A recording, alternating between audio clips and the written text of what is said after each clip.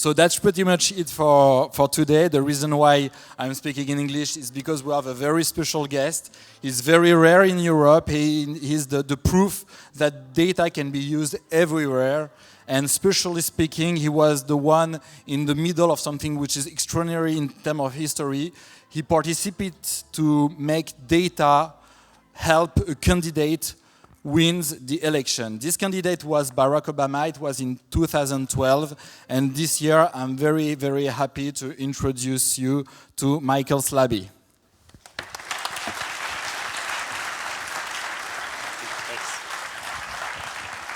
Bonjour, good morning.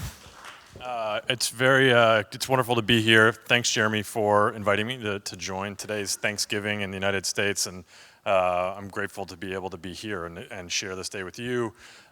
Get to share a little bit of my experience about how data and analytics, how we can go beyond just sort of the science and technology and think about how data works in service of a mission, how we get past just learning and getting into changing the way organizations work and function and think, that we can actually do and behave smarter, that our organizations can make better decisions. That at the end of the day, sometimes in corporate environments and in nonprofits, even in campaigns, the analytics function is so far separated from strategy that sometimes we get stuck in novelty. We get excited about the math and we get excited about the tech and the innovation, and we forget that the point of data inside these organizations is to prove that what we're doing works, to change the way the organization thinks, and to ensure that we can win, right? When we talk about data and analytics inside a presidential campaign, what we are fundamentally talking about is how data and digital can lead to scale, right? Inside a presidential campaign, the fundamental building blocks of a presidential campaign are about mobilizing voters, delivering messages, and raising money. In the United States, what that means is this is a photo of then Senator Obama in 2007 in someone's backyard, giving a small conversation directly to voters. Right, and being able to translate this kind of experience and grow it to a national movement that looks more like this over the course of a year, right? That digital tools and being able to engage with voters at scale, being able to optimize every interaction is about how we take what is a deeply personal process and deeply personal decision and turn it into something that we can do at a massive scale, right? And in the end, of course, this is all about a very specific goal. And this is one of the places where there's a lot of mythology about the Obama campaigns and sort of the magic of social media, the magic of data. And one of the things that is true about our campaigns is that we were very constant in our culture about the power of data and how it helped us make decisions. But this was always the goal. Getting to the White House. More votes than the other guy on election day. Same in 2008, same in 2012. Right, what is key about this very simple detail is it gives us a very, very simple understanding inside the organization for what success looks like. What does winning mean, and how do we know? Inside a political campaign, what it means is more votes than the other guy on election day. We have a binary outcome on a specific day, measured in a unit of measurement that everybody agrees to, right? This creates a very simple framework for us to understand and answer the question, how does this help us win? When we start making strategic decisions, when we start talking about building relationships and building a community and engaging the American public at a massive scale, every action, every strategy that we try to put in place can be filtered through this lens of how does this help us win? Right, and inside a political campaign, that filter is very fine because we have a lot of clarity about what the units of measurement of success are. In other contexts, this is much more complicated. This is a place where we have it easy in politics because politics is simple, right? Because of that binary outcome, because of the units of measurement. In a corporate environment where we're talking about building community or building brand, or in a social impact environment where we're talking about educating children or taking care of refugees, success is on some levels more elevated, more important, but in other places much more difficult to measure. What does it mean for the UN Refugee Agency to be successful? It doesn't mean that there are no refugees. That's not their job, right? Their job is to take care of however many refugees there are, no matter where they are, right? And that means being able to measure things like speed of deployment and quality of care. These are the kinds of metrics that matter to them. This is what success, this is what winning looks like for them, right? And trying to build a culture around this idea that we are all in service of a very specific mission is another piece that is impossible not to overlook when thinking about how we were successful with data. The first part is about understanding the landscape in which we operated, right? When we think about the environment that we're trying to measure, a presidential campaign is fundamentally a community building or exercise. It's about understanding who is behind you and empowering those people to be part of the process. And the environment, as we think about the way technology and media and information traveled, thinking back to 2007 and 2008 in the first campaign, and then the evolution of media and communication over the course of the 4 years toward 2012, this is the progression of technology over the last several decades, right? We start with this very familiar sort of old school idea of very siloed communications, right?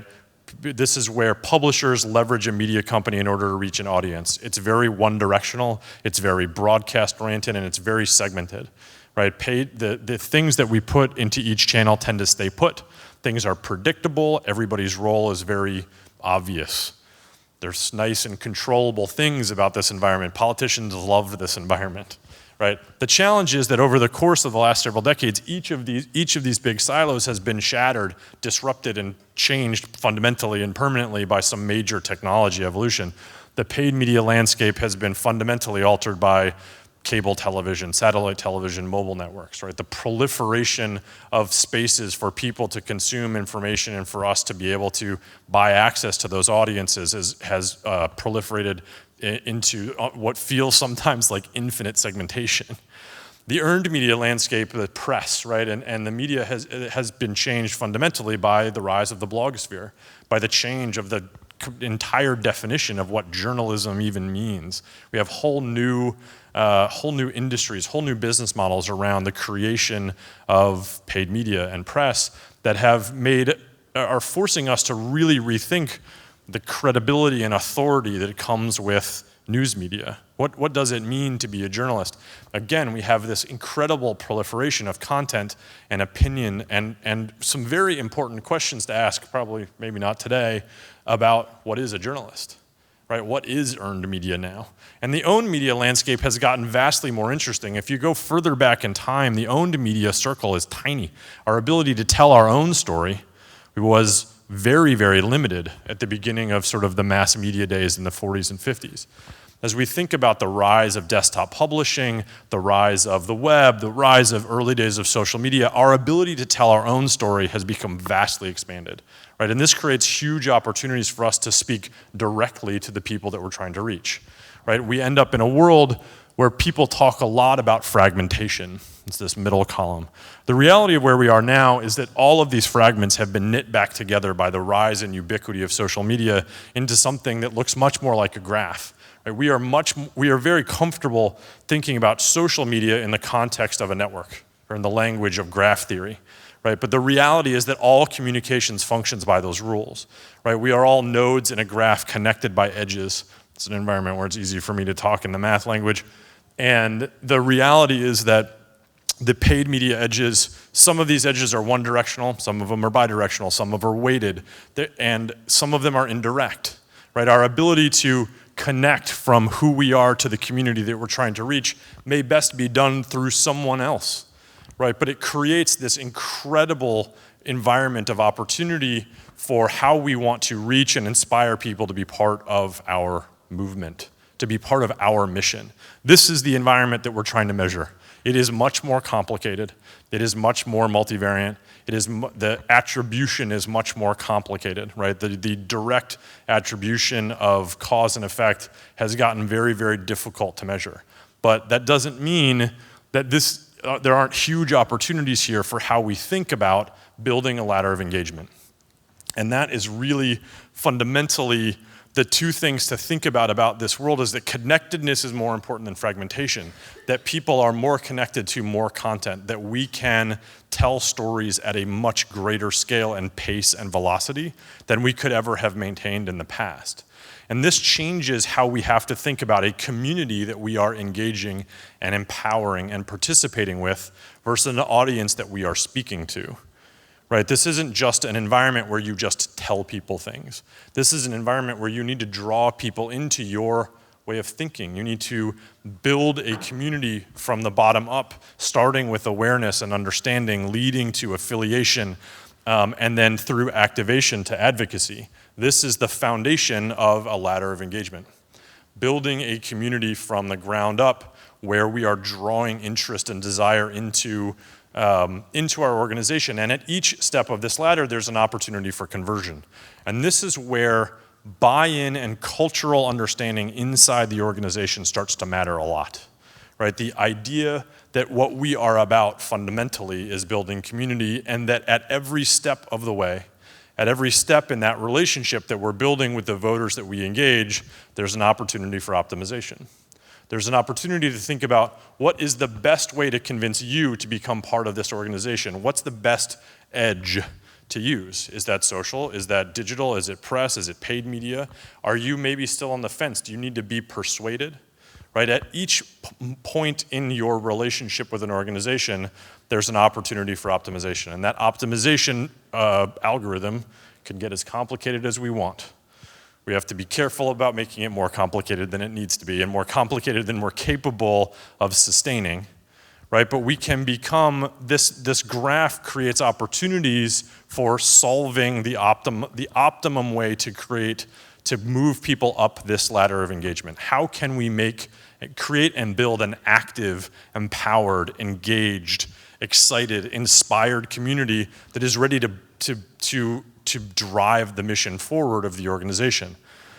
There are some other principles, core principles about how this network functions, right? And some of these feel very much out of social media theory, but very much apply to everything about how we communicate and how we measure the way that we are building community, right? And the way that we are building a strategic organization capable of leveraging analytics as a force multiplier for everything that we do, right? When we talk about digital, and we think about digital as a layer inside the organization, the traditional way to add a digital team to an organization is to take our standard org chart and just append a digital team as if like a Christmas tree ornament, as if just adding a couple new people to a legacy organization is going to fundamentally alter the culture of the organization, which is clearly not the case.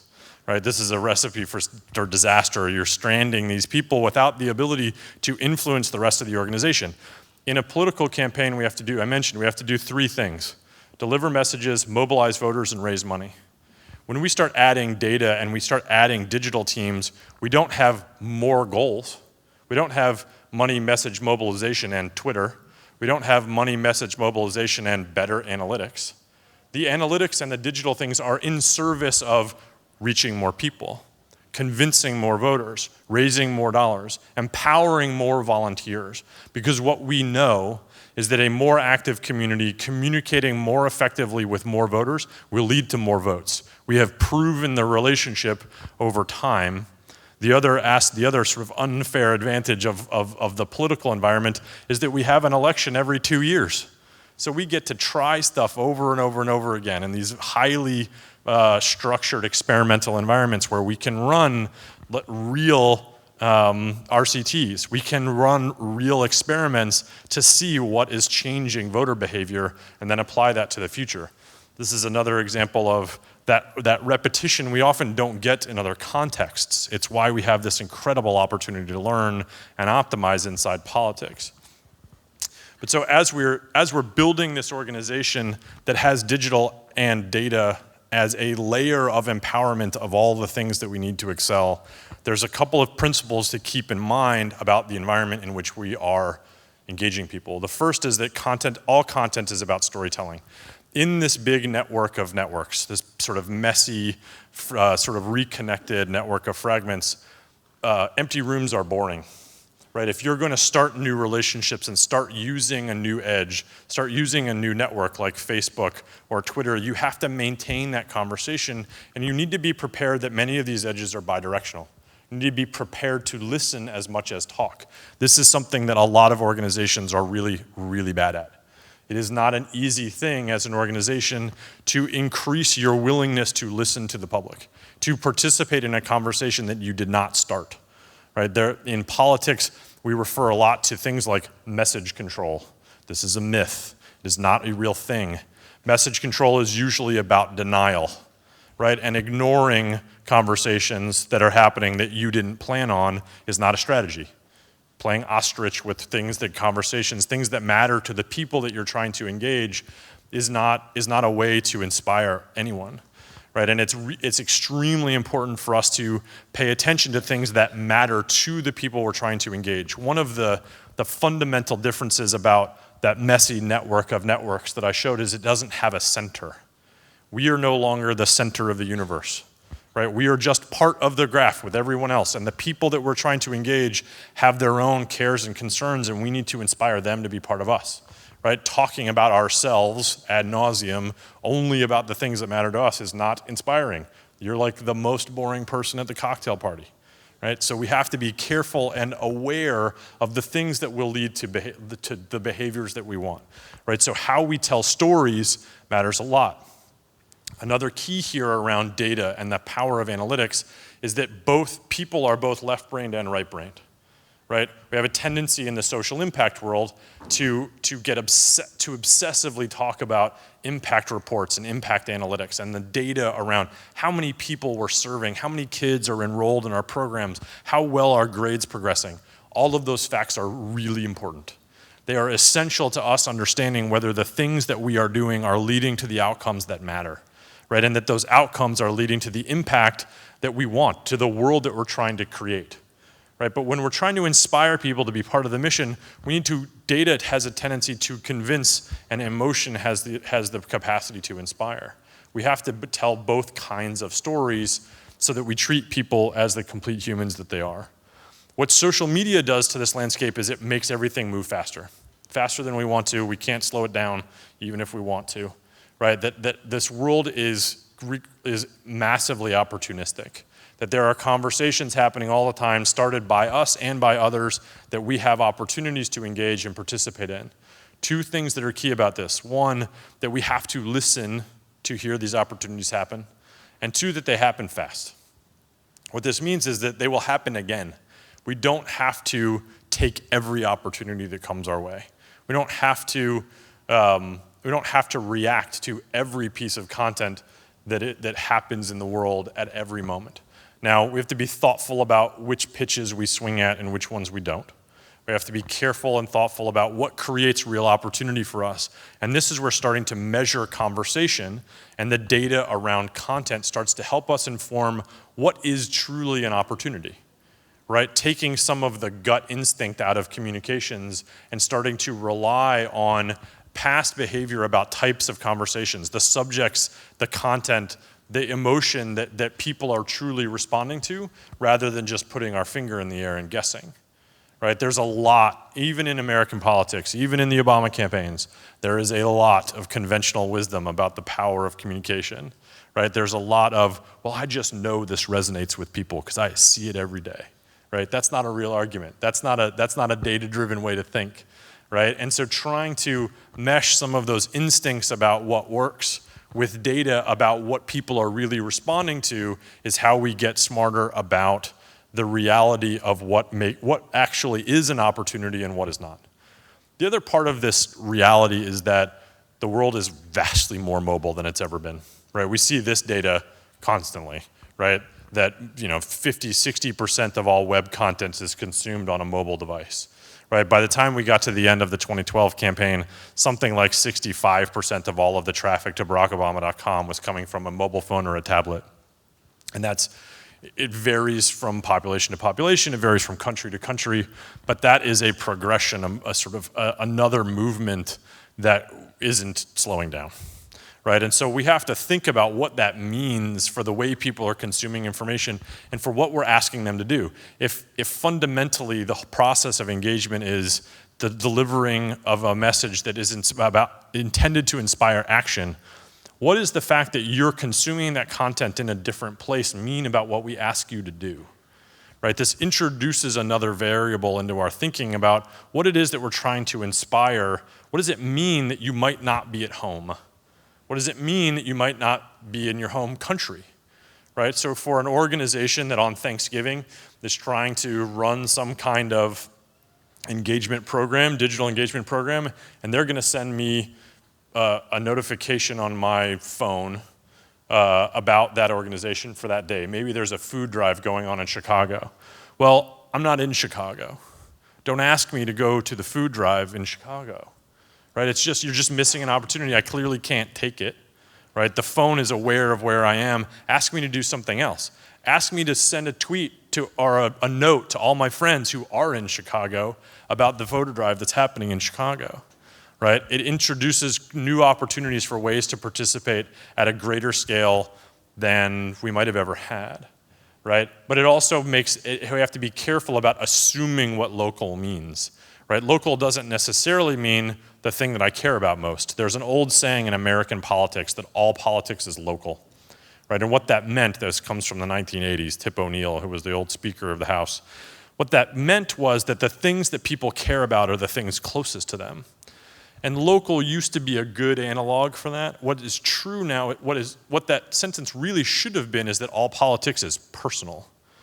Everyone is inspired by their own combination of beliefs, issues, opportunities, types of content. Everybody is a different node in that graph, right? And so we have to keep in mind that local may not be the thing that inspires you the most, right? Talking to me, I'm really interested in international development, international issues. I'm more interested in international issues than I am in the issues about local politics in Chicago, right? So thinking, let me tell you what I care about. This is one of the other fundamental building blocks about listening, which is that if you listen to what people care about, they will tell you, or they will demonstrate it through their behavior, even better, right? Because what people are willing to do is a more important data point than what people will say. Right? People are often bad reporters about what is important to them, notoriously bad, right? Especially with things like voter behavior. Of course I vote every time. Not true. Of course, not true. You were busy. Your kid was sick last time. You didn't vote in the last election, right? So behavior, data that's about behavior is often more predictive than data that's just about attributes. The next one is specifically about data here, which is that data is fundamentally about making decisions. Right? Inside an organization, inside a mission-driven organization, strategy and action is what matters. Just learning, novelty, is not the thing that we need to focus on as data professionals. Empowering the organization to make better decisions is what we need to focus on. We often joke about this as the "that's nice" problem. Come into a meeting with a beautiful report that we've slaved over, lots of interesting relationships between the data, but if it's not connected to the strategy, everybody sits around the table and goes, "That's nice," and then goes back to their office and does whatever they were doing before the meeting. It doesn't change the organization at all. It doesn't inform the way we behave. It doesn't inform the way we engage the organization. And so this is about, getting the data and analytics process closer to the strategic part, the strategic culture of the organization. What are we trying to do? How are we going to know that is working? What are the things? This is why data needs to be included at the beginning of a strategic process and not just something that happens post hoc, right? Because choosing what we're going to measure and what data we're going to gather as part of the strategy of execution will enable what we can or cannot measure at the end, right? We see this in corporate spaces all the time, especially around social media and marketing, which is the marketing team will come back to the data team after they've run some massive campaign and say, "Tell us how well it worked." And we'll all go, "There's no data.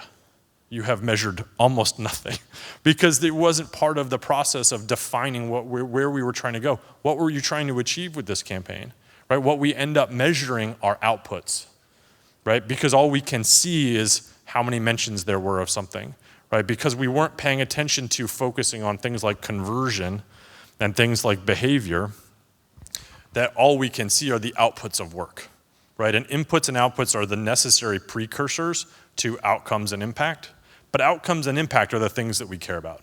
At the end of the day, think back to the third picture. What we care about is the president getting inaugurated, right? What we care about are votes. Votes are downstream from the inputs and outputs of running an organization that is engaging millions of people, that is raising millions of dollars. All of those things are the outputs of our programmatic work.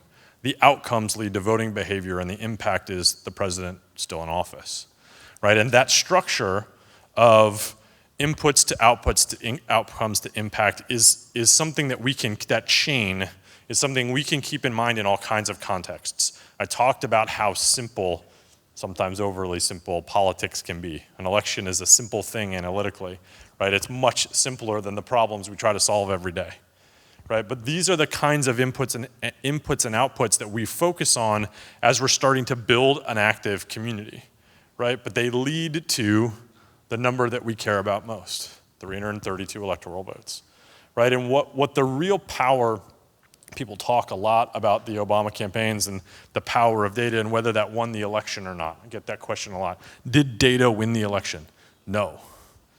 The president won the election. A candidate with a vision for the future and a set of leadership qualities that the American public related to and wanted to represent us is what won the election. What data does is create leverage and optimization inside the organization that makes us exceptionally efficient and effective. What it means is that when we have 150 million conversations, these are volunteers talking to other voters in their communities, that they're having exactly the right 150 million conversations. And what I mean by that is that instead of talking to your neighbor who's never gonna vote for us no matter what, you're talking to your other neighbor that might if you talk to them, right? What we know is that if we talk to an undecided voter 8 times before election day, we can get them to vote for us, right? But only if they're a persuadable person. How do we know whether they're persuadable? We start building models. We start scoring all the voters in the system so that we understand who we should be talking to. Who are the opportunities of people to become our people, our voters, right? Because 150 million sounds like a lot, right? And it is a lot, but it's only half of Americans, right? So we're only trying to talk to half the country. And we need to talk to some people 8 or 9 or 10 times, right? So we're not even talking to half, right? So are we having the right 150 million conversations? This is where data starts to play into the simple optimization of people talking to other people in their local communities, right? And the difference here is in 2012, in the second campaign, we operated in a vastly more competitive, vastly more negative political environment, right? It was a much harder election, right? In 2008, we were in this unique historical moment with an unpopular president leaving office and this incredible rise of the president and this movement toward change and something new, right? This was a wave election by definition. But 2012 was a much more competitive space. We only lost 2 states from 2008 to 2012 in a vastly more competitive environment. And the difference there, the margin of victory, is partially due to data. Our ability to optimize everywhere we had a close battle, everywhere where we were gonna be decided by 1 or 2 votes in a small precinct in Virginia, we won that precinct every time, right? And what that meant is that at the end of the day, when we win all of the close battles, we end up with what is actually a pretty big electoral victory in American politics in a year where it ought to have been very, very competitive. And this is where that optimization of, if you build an organization that believes in engagement, that believes in the power of data, that believes in the opportunity of around conversion and building relationships that are effective, data can play a huge role in efficiency and effectiveness, right? And it's not just about learning as an academic pursuit about what the organization is about and what's possible. It's really about making the organization better, faster, smarter. Better decisions, better opportunities, more effective volunteers. Volunteers that are more effective will volunteer more. They can tell when they're being asked to do something meaningless, right? And we can help justify why we've asked them to do something important because we can tell them that it's important. When I say, look, we really need you to talk to your neighbor, and you say, man, they've got a mean dog. I don't want to go to I don't want to go knock on that door. And we can say, look, if that person votes for us in this precinct, that means we're going to win this county, which means we win Ohio. That's the difference between President Bush and President Kerry. Go talk to the house with the mean dog, and everybody does it, right? Because we can couch that one conversation in the context of the mission because we understand the relationship between the things we are asking people to do and where we're trying to go as a group, right? And that ability to connect the actions and to never ask of people something meaningless is a really powerful thing, right? It is very challenging. We think about advocacy organizations and we think about the social impact community and what is the role that we can have in a problem like climate change, in a problem like the world global refugee crisis. What are the things that we can do to be part of that? Helping organizations think about the things that help them succeed. When the UN Refugee Agency is thinking about being of service to refugees, what are the things that we can do to be part of that? And trying to measure those with power and clarity so that we ask of people things that are valuable. Right? That's how the community feels empowered because we know the difference. When someone asks us to do something meaningless, we can tell, right? And because we can tell, we know that, yeah, okay, we feel good about sending that tweet or we feel good about the $5, but we don't necessarily feel bought into the mission. We don't necessarily feel like we are part of the community. And so tying these things together matters a lot. So how do we take these things and go to other contexts, right? I started to talk about things like education.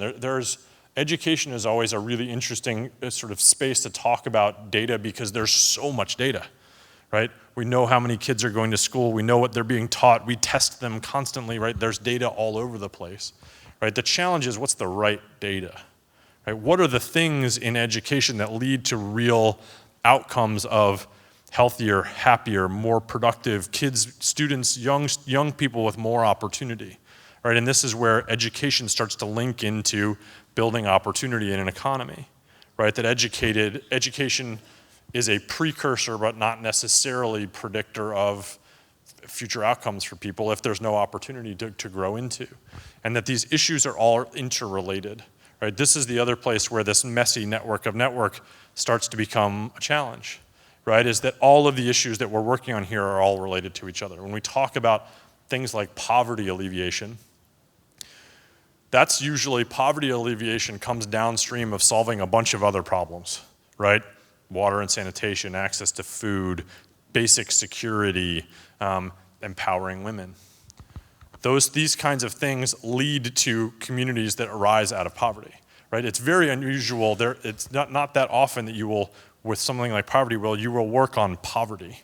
You work on everything that creates an impoverished community, right? Whether that's, like I said, access to food and water, access to basic security, access to education, right? And so all of these things, in each of these contexts, what we need to understand is what success looks like. Inside the campaign, we have this phrase, right? I've said it a couple times. How does this help us win? Come to me with an idea. I'm trying to run the digital team back in 2008 when I was the CTO, and one of my colleagues came to me and said, Slaby, we need to be on Twitter. And I said, what the hell is Twitter? And he then explained it to me, and I said, are you sure people want this many text messages from us?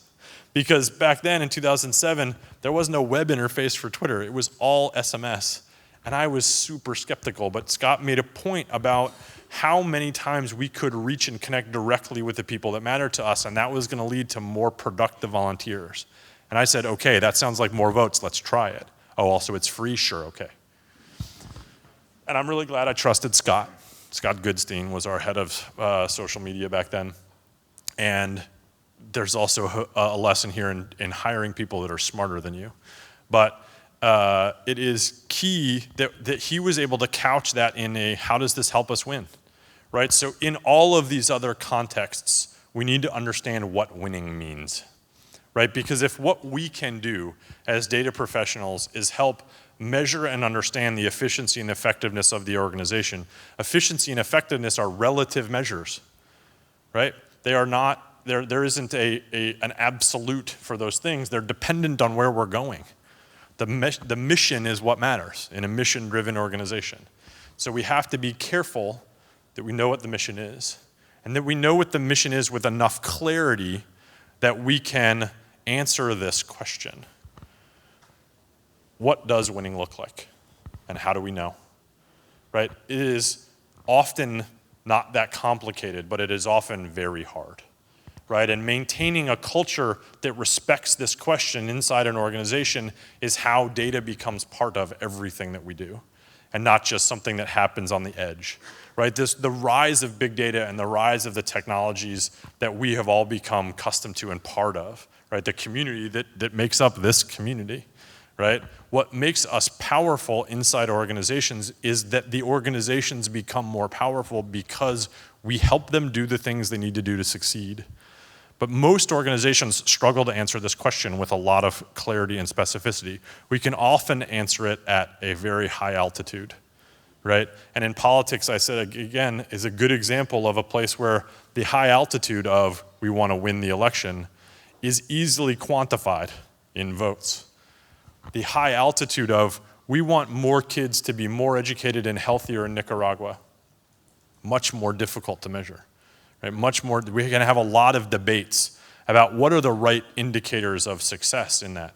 That's a great debate. Right? If we can be having that debate, we are winning. Right? As professionals, if we're inside an organization and we're talking about what does it mean for us to win, what does it mean, then we are winning.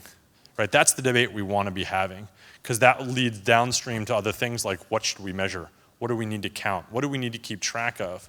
And that will inform every strategy that comes out of the organization. So as we go back into the rest of the day and think about all of the things that we're going to learn, the people we're going to meet, the startups we're going to see, the new technologies, we need to keep in mind that novelty is not the outcome. Inside a mission-driven organization, the mission is what matters. So we need to be able to answer this question and answer this question with power. With that, Jeremy, the clock's not actually running, so I've totally lost track of time. So I'm doing a good job? Great. Thank you.